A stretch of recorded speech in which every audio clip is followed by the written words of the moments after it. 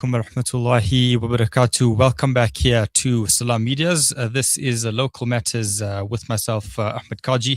We will be together until 9 p.m. This evening, just to take you through what has happened in the show this evening and what we are expecting to take place as well. Earlier in the show, we spoke to Zaid Jadwat. He took us through exactly what has taken place in the world, into the local politics space over the last week. We had seen the local government election registrations closing this past weekend at in-person registrations. The WhatsApp registrations will be closing on midnight on Friday. We then also spoke to Mr. James Apane from the Electoral Commission. He just took us through that voter registration process and what is happening next. The water crisis that's facing the country, that's also being looked at. We spoke to Dr. Ferial Adam from Watercan, an environmental justice activist as well. And we have just finished our conversation with Saber Manju, who is a part of our community spotlight focus. He is from the Marincha Resident Association, just taking us through exactly some of the operations as well. We are going to be in touch with Murray Ingram at the moment. I think he is on the line right now to just take us through what is happening in the community of Khayelitsha down in Cape Town. He is ensuring that the Connect Academy is using sports as a vehicle for youth development, working with young people from disadvantaged communities. Mr. Ingram, thanks very much for your time this evening here on Salam Media. It's greatly appreciated. Thank you for having me. Firstly, I guess the big important question around this is, what is the Connect Sports Group all about, and what gave you the inspiration to start it? The Connect Sports Group's basically just, we started as a grassroots sports organization on the back of, I guess, my background is in high performance coaching. I had a practice in the center of Cape Town, and I started volunteering in kind of youth development. I guess it was such a loose kind of local community arrangement when I first started going to Khayelitsha that difficult to pinpoint it. But what it really was me getting an opportunity to spend time initially in a community called Town 2 or SST in Khayelitsha. And that kind of informed me about, it was a needs assessment of disenfranchised youth. Today, the program, we're no longer based in Khayelitsha, although our roots are from there. We have a lot of young participants who are still from there and graduates from Khayelitsha.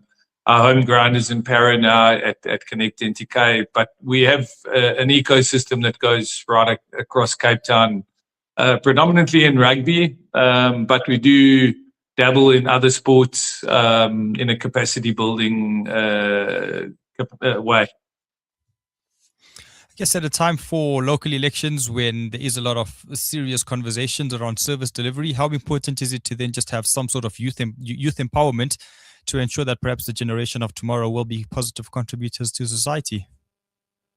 Yeah, I think it's a pertinent question. And a lot of the work that I was doing before I started Connect was really about civic engagement. And I really got to understand as a privileged white South African, the disparity in services between a suburban neighborhood and a privileged high school, and a township neighborhood or a Cape Flat neighborhood, and how that directly impacts the lived experience of residents and youth in general.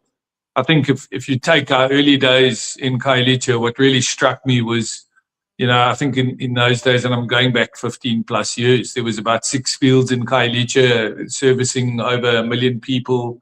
Many of the schools didn't have facilities of their own, didn't have resources of their own. And you take 6 fields, some of the more well-established schools in Cape Town have got 6 fields of their own. So I think a lot of people, when they talk about sports development, like to go on about things like, we're 30 years post-apartheid. But I don't think people of privilege really understand how deeply entrenched the disparity of resources really is. I think many people see service delivery along the lines of, potholes, water supply, electricity supply, and we're not minimizing that in any way, but also access to sports facilities is something that also forms part of local governance and service delivery. You seem to be offering that service to young people in vulnerable communities. How important is that from your point of view, and how much should local government be involved in a process such as this one? It's hugely important, and it's an enormous frustration for somebody doing work like myself and many other similar organizations and clubs and federations. I think the discussion around sports development is largely centered around mass participation, and a lot of the time, from a governmental perspective, it's a box ticking exercise. Whereas our approach to it has really been about long-term development and sustainable development and creating pathways of opportunity. I'm the chairman of my own rugby club now as well, and we run out of a city facility. I attended a meeting with the other 65 clubs in the Western Cape region with the city, and some of the stories you listen to around the maintenance of facilities and the utilization and just the general upkeep and the disparity between what's promised and what's delivered. And I think it's a countrywide issue. I think, again, the fall off between facilities in privileged areas and facilities in disadvantaged areas and even now to middle class areas is huge. It's such a big drop off, and it really affects the capacity of organizations like ours, to develop the outcomes that we've identified.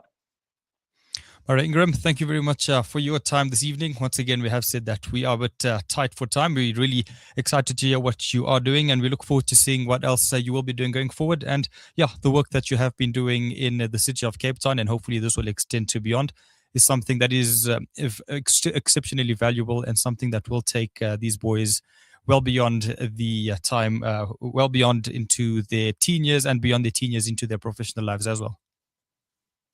Thank you for having me on the show. Much appreciated. Thank you very much. That's Murray Ingram joining us from the city of Cape Town. He is part of an empowerment group, a non-profit organization, just taking us through exactly what they do. That's the Connect Performance Group based out in the city of Cape Town. We are going to go now for an ad break right now. It is 28 minutes to 9 p.m. Central African time. And then as soon as we come back, we will be speaking to Build One South Africa's mayoral candidate for Johannesburg, Lindumisa Hlazo-Webster. She will be joining us in just a few moments. Please stay tuned here to Salam Media.